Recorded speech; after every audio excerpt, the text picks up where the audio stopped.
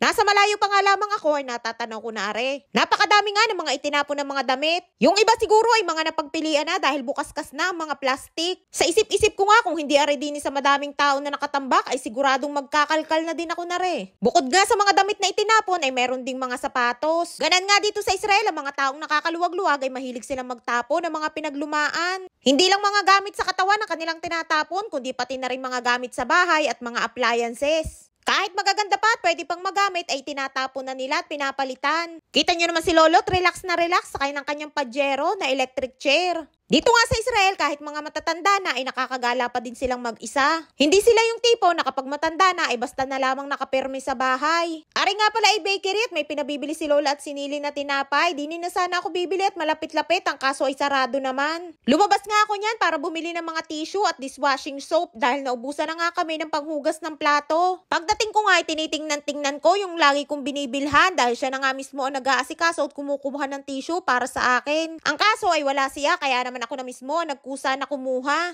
Kaya naman hirap na hirap ang person sa pagbitbit dahil lang isa kong kamay ay may hawak na cellphone. Mahirap din talaga maging content creator, video mo na, edit mo pa, voice over mo pa. Talagang tiyaga-tiyaga nga lamang din kapag talagang gusto mong marating ang iyong nais. Nakakuha na nga ako ng 3 at bumalik ulit ako at para kumuha pa ulit ng 3. Madamihan na nga ang aking binibili dahil mabilis maubos ang tissue sa bahay at araw-araw ay ginagamit. Pagkatapos nga dyan, ay kumuha na din ako ng panghugas sa plato. 9.90 nga yan o nasa 150 pesos sa pera natin sa Pinas. Mura na nga din nga yan dahil malaki naman. Isinilansan ko na nga din isa-isa sa plastic ang mga tissue. Ganan nga ang trabaho ko dito sa Israel bukod sa pag-aalaga ng mga matatanda ay ako din ang bumibili ng mga kailangan sa bahay. Ayan nga't binayadan ko na at nasa 1,000 pesos na mahigit sa pera natin sa Pinas ang aking pinagbayadan. At may sukli pa nga at pagkatapos dyan ay pupunta naman ako dun sa bakery na lagi kong binibilhan. At kahit nga medyo malayo-layo ay sasadyain ko na para maibilisin na Lola nung tinapay nilang gusto. Ang kagandahan din nga dito sa lugar ng aking trabaho ay malapit sa lahat ng mga bilihan. Yun nga lamang may kalayuan ako sa mall at kailangan pang magsakay. Dito nga sa Israel ang mga mall ay hindi kalakihan. Hindi katulad ng mga mall natin sa Pinas na talaga naman naglalakihan. Madaming laman kaya naman maraming pwedeng pagpilian. Dini na nga ako dumaan at ako bibili muna ng tinapay bago ako umuwi. Maaga pa nga lamang ay madami nang nakatambay ng mga tao dyan at karamihan ay mga matatanda. Yung iba ay dyan nagkakape at nagtitinapay, meron din dyan mga tinda na pizza at salad. Karamihan ay tambayan ng mga matatanda.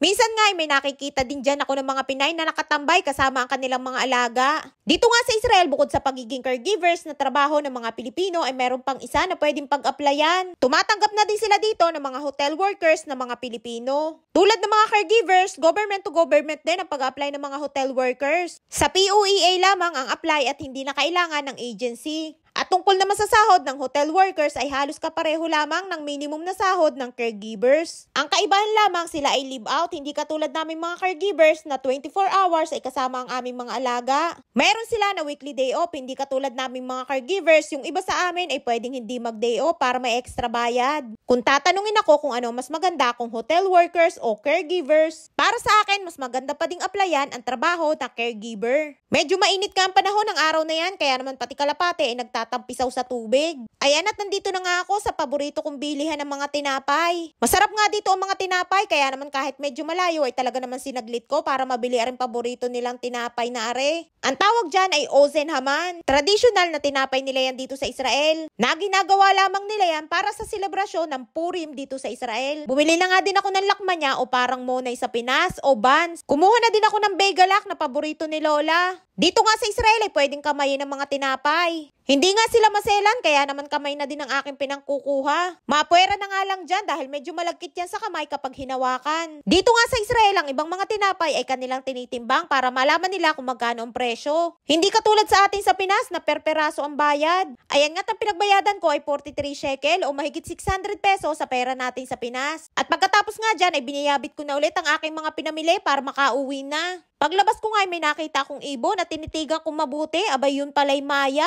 At may maya din pala dito sa Israel. Thank you for watching.